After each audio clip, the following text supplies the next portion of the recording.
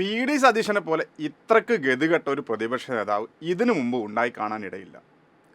കേരളം അടിമുടി സാമ്പത്തിക പ്രതിസന്ധി നേരിടുകയാണെന്നും ഏത് നിമിഷവും ശ്രീലങ്കയാവുമെന്നുമൊക്കെ കണക്കുകൂട്ടി മനക്കോട്ട കെട്ടി ഇരിക്കുകയായിരുന്നു.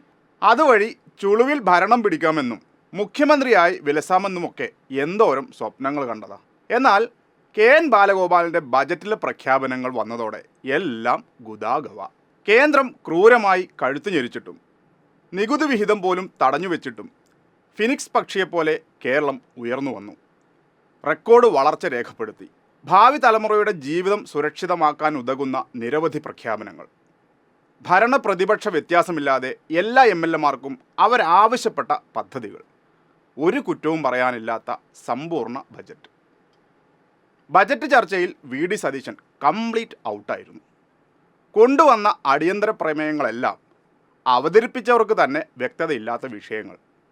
സർക്കാരിനെതിരെ കൊണ്ടുവന്ന ദേശീയപാതയും തീരദേശപാതയും കിഫ്ബിയുമെല്ലാം ഭരണപക്ഷത്തിന് ബോണസായി.